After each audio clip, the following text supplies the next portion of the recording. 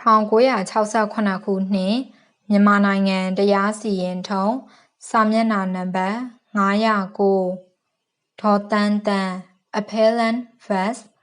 ဒေါ်ခွေး and 4 others respondents ဤစီရင်ထုံး audio book ကိုအထက်တန်းရှေ့နေဦးအောင်ခိုင်ဦးအထက်တန်းရှေ့နေဒေါ်ပြည့်ပြည့်ဖြိုးနှင့်တရားလွှတ်တော်ရှေ့နေဦးထိန်လင်းဦးတို့မိသားစုကစီစဉ်ဆောင်ရွက်ပြီးဒေါ်ယူပါစော်မင်းမှဖတ်ကြားခြင်းဖြစ်ပါသည် Civil First Appeal before ဦးထွန်းတင် and ဦးကျော်ဆန်းဦး Judges ဒေါ်တန်းတန်း Appellants vs.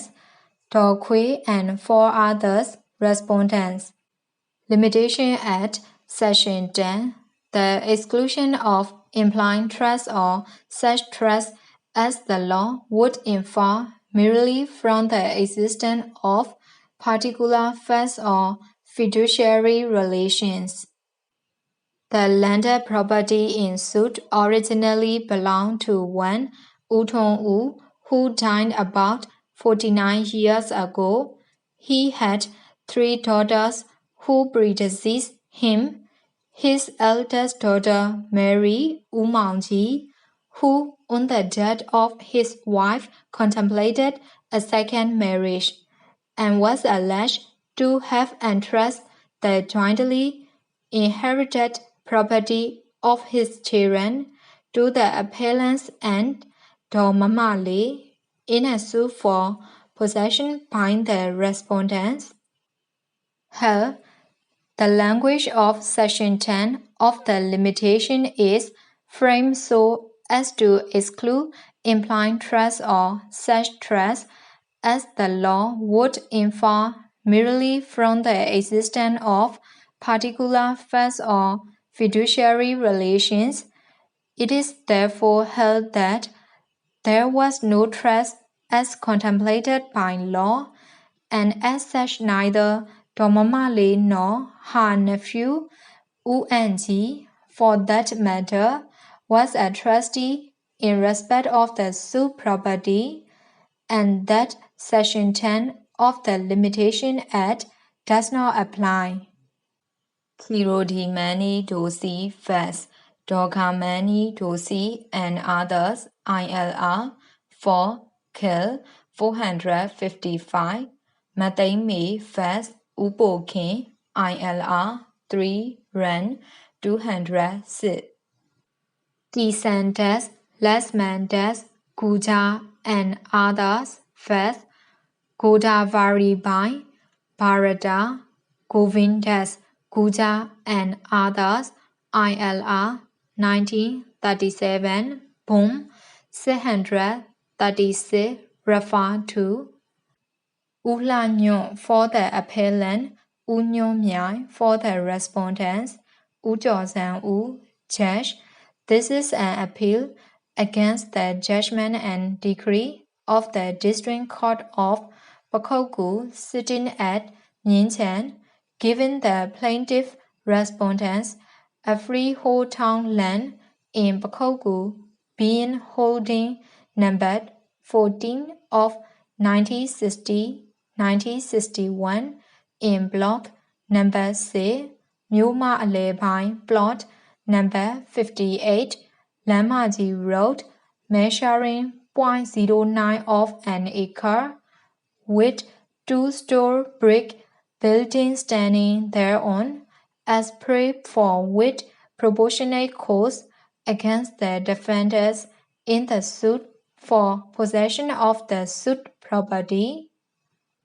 Stripped off all the unnecessary details for the purpose of decision in this appeal, the suit property as alleged in the amended plain filed on the 9 March 1962 originally belonged to U Thong U, who died about 49 years ago, while the suit was filed on the 13 August 1961, leaving behind 3 daughters, viz. 1. Daw Shwe King, who married U Maungji, 2. Daw Shwe Sin, and 3. Daw Saw Win, all of whom predeceased their father U Thong U, on whose death, at the mutual decision of his property, Daw Shwe Kin 6 children and Daw Sin 2 children jointly got the suit property as their share of inheritance. These facts are not in dispute now.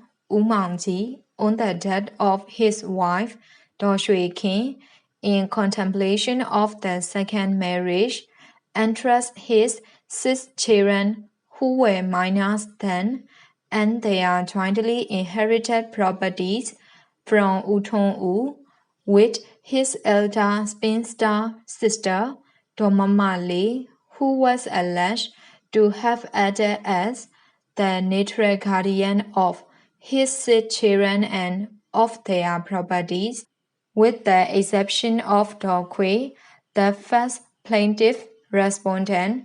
All these 6 children of Daw Shwe Kin and U Maungji are now dead, leaving no heirs save the plaintiff respondent number 2, 3, and 4, the heirs and legal representative of U Ba Shwe, and the plaintiff respondent number 5, the heirs and legal representative of U Mat Ji.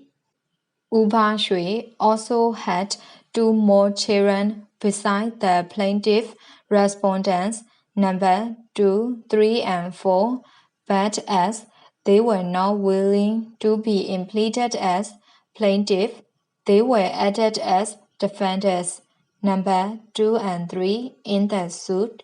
1. U Anji, alias the King Anji, the nephew of Daw Mama Lee, to whom the alleged entrustment was made, came and lived after the war in the suit building with his aunt, the aforesaid Daw Mama Lee, who, being old at the time, entrusted the suit property to him. It was alleged in paragraph 12 of the amended plaint that U Anji acknowledged and confirmed the entrustment and undertook to respect the said entrustment and look after the property with his old aunt, Daw Mama Lee, on behalf and benefit of the plaintiff. It was alleged that on the death of Daw Mama Lee, U Anji continued to live in the suit building and look after the property so entrusted. These facts were not, however, admitted by the defendants. When U Anji died on 12 Lasan of Tothalin, 1322 BE, 1st September 1960, his wife Daw Tan Tan, the first defendant appellant, refused to quit the suit building and give possession of the suit property to the plaintiff respondents in spite of repeated demands. According to the amended plaint, the plaintiff respondents and the defendants number 2 and 3, Maung Jaw, alias Maung Jaw Lee and Mat Mei Ji, are joint owners of the suit property. No allegation was made that Daw Mama Lee or her nephew U Anji ever claimed the suit property. Reading the amended plaint, it is clear that U Anji's wife, Daw Tan Tan, the present loan appellant, had no connection whatsoever with the suit property. She is a total stranger to it. The only person who really took up the contents seriously was and is Daw Tan Tan, the first defendant, widow of U Anji, who alone figures as the appellant in this appeal. She, Daw Tan Tan, raised various defenses, but her main defense were that the suit property belonged to Daw Mama Lee, on whose death in 1312 BE 1950, her nephew as well as her KHWE adopted son, UNG, her husband, who was said to have been abducted since the age of 5, inherited the suit property and on his death on the 1st September 1960, at the age of 64 years, she, as his widow, became the legal owner of the suit property, and that the suit was barred by law of limitation. The contest, no doubt, was bold and onus of proof lay heavily on her.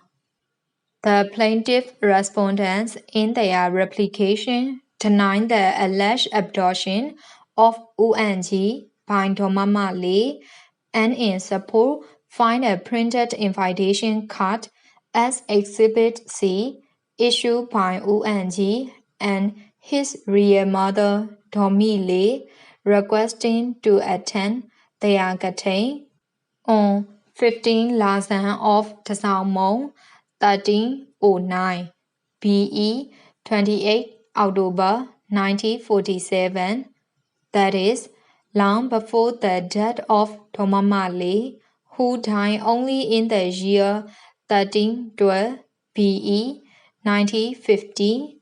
The plaintiff respondents emphasized that Burma Law at no time made any claim to the suit property and that the suit was not barred by the law of limitation.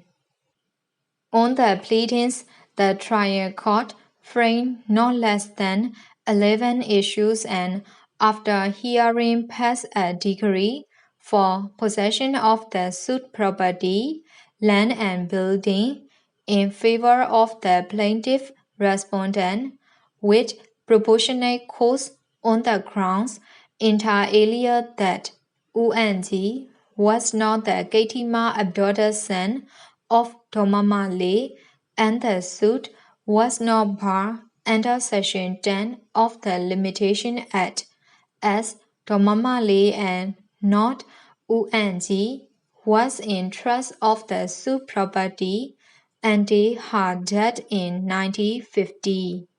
As stated above, this appeal against the judgment and decree was preferred only by Thotantan, the first defendant and the widow of UNG, the only point taken by the advocate for the appellant in this appeal, and we should say very wisely, is that the trial court was wrong in holding that Section 10 of the Limitation Act applied and the suit was not barred.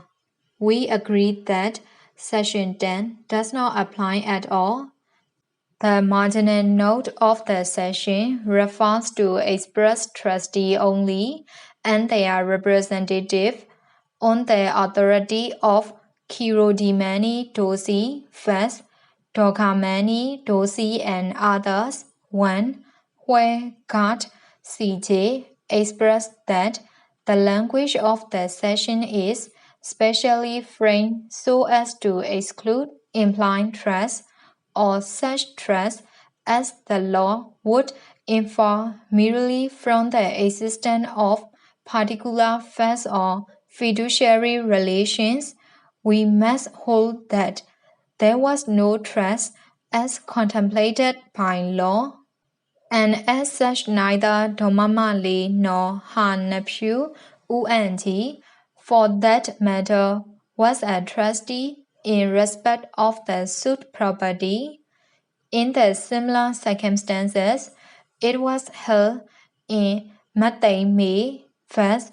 Upo King 2 that it must be taken that the person to whom the entrustment was made was merely a person who took charge of the property and managed it for the minors.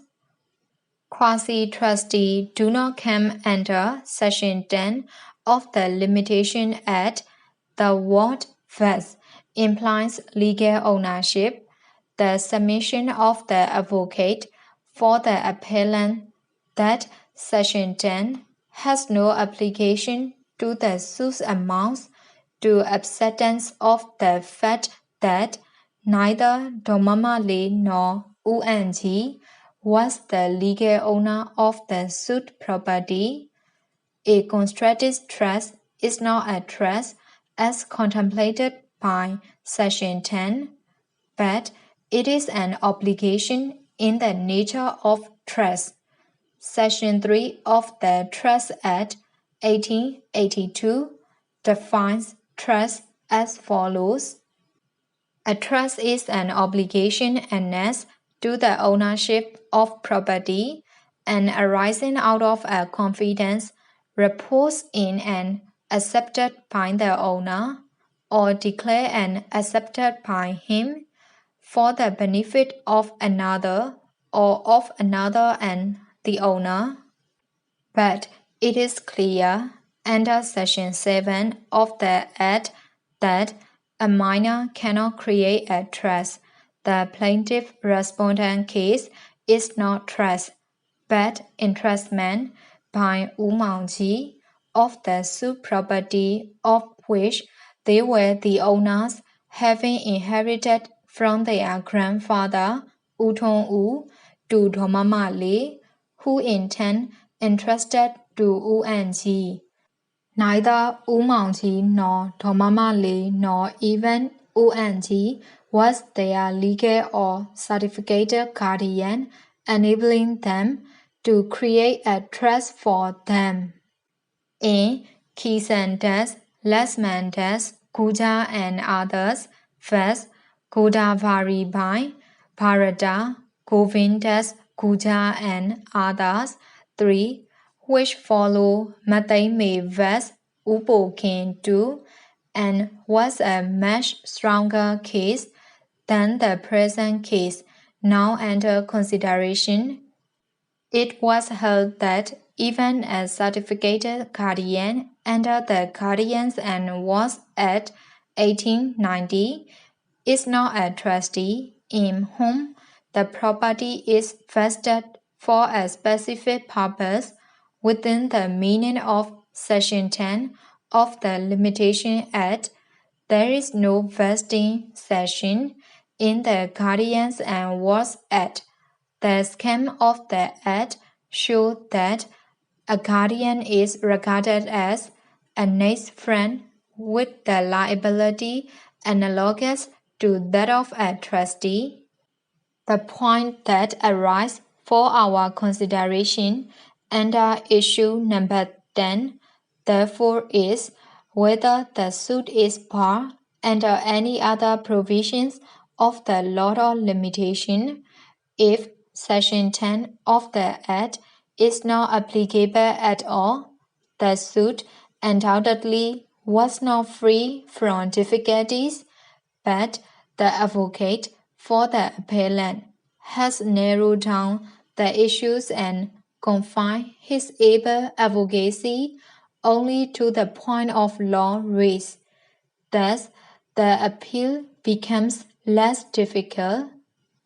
The suit is for possession of immovable property, and the only possible article under the Limitation Act we can think of as applicable is Article 144, though the advocate for the appellant argued at first that Article 120 of the Limitation Act applied. He was not really pressing for decisions on this point.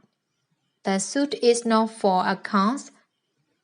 Article 120 is the omnibus or residuary article, and the court will not apply it to a case unless it is certified that it does not come under any of the other articles dealing with specific case.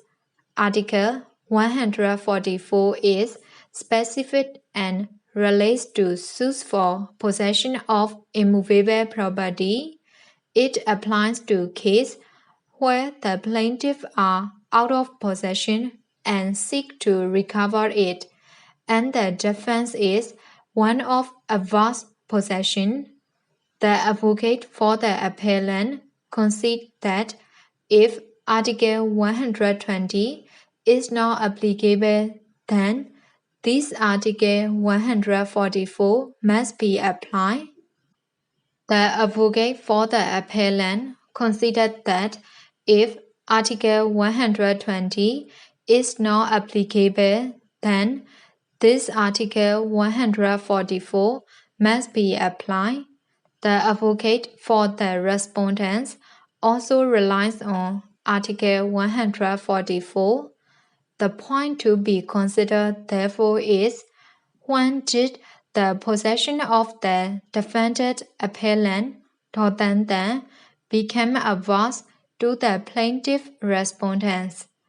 The question of adverse possession never saw a place in the pleadings. The appellant advocate submitted that KHWE, the first plaintiff respondent, generally demanded the properties entrusted from Mama Lee, who reared her up since she was a baby of 18 months old on her own mother's death, and with whom she had lived for over 30 years.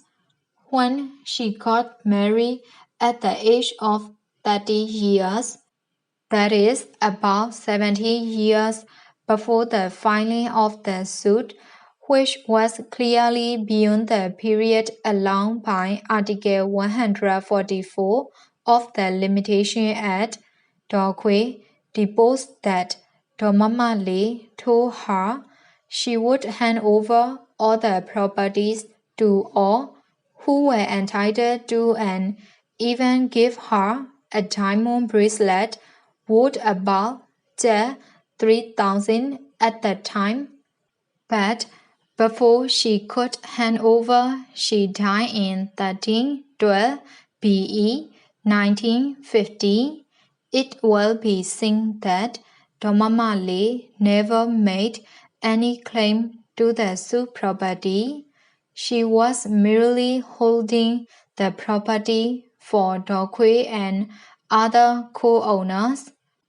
Hence, the question of adverse possession never arises, and the appellant who made a claim after the death of Mama Lee and UNG cannot in law take their possession of the suit property onto her own possession, as neither of them had any adverse claim against the plaintiff respondents. They were not trespassers. We accept the principle that a title by adverse possession is heritable, transferable, and divisible, but here there was never any adverse possession to be inherited by the appellant from any of her predecessors in adverse possession. KHWE stated that she did not demand for the return of the suit property, specifically for she knew that she was a co-owner and there was no dispute about it. The appellant advocate, in the alternative, submitted that KHWE ought to have claimed on attainment of majority. The suit was filed when she was 57 years of age and she was 58 years old when the amended claim was presented. The suit or amended claim was presented after 12 years had elapsed from the date of her attainment of majority, and here again, since neither Mama Lee nor UNG ever made any claim to the suit property, there was no necessity for her to file a suit for possession within 12 years of her attainment of majority. A person who holds possession on behalf of another does not thereby make his possession adverse even if he denies the other title. Thus, a wife who holds possession on her husband's behalf during his absence cannot acquire a title by adverse possession against her husband, however long her husband may be absent. A licensee cannot claim title only from possession, however long, unless it is proved that his possession was adverse to that of the licensor, to his knowledge and with his acquiescence. Possession does not become adverse when the intention to hold it adversely is wanting. So much about possession of Burma Law and UNG. Limitation runs when the possession becomes adverse. Any overt act by the person in possession starts adverse possession to the true owner. Now, for the purpose of limitation in the instant case, it must be counted from the day the appellant herself claimed the suit property openly. She was entirely silent when Burma Law and UNG were alive. Even after UNG dead, she did not move immediately to claim the property. She deposed that she took Burma Law as the owner because she, Burma Law, had lived in the suit building. She could not prove Burma Law title. She did not deny that KHWE, the first plaintiff respondent, had lived with Burma Law for over 30 years. Her contention that Burma Law died in 1310 BE 1948 and not in 1312 BE 1950 as contended by the plaintiff respondent is pure hearsay. She had no personal knowledge. She merely had it from her deceased husband, UNG, and his relative. A legal notice dated the 14th December 1960, ex KHWE, was admittedly received by her on the 19th December 1960, ex KHWE, where KHWE and other plaintiff respondents jointly asked her definitely to quit the specific suit property interested and for possession of the same on or before the 26th December 1916, claiming themselves to be the real owners. No action was taken by her, which amounted to an overt act on her part, giving rise to adverse possession, and the advocate for the respondents rightly submitted that limitation should be counted from the target date given in the notice. In the circumstances, the suit must be held to be well within time. In the suit falling under Article 144, what the plaintiff is required to establish is his title to the property. In the present case, since issue number 2 was answered by the trial court to the effect that the suit property left behind by U was inherited by the plaintiff respondents, and there is no dispute about it, they must be held to have established their title. For the reason given, we dismiss the appeal with cause against the appellant and uphold the decree, not on the ground given by the trial court but on a different ground indicated and discussed above.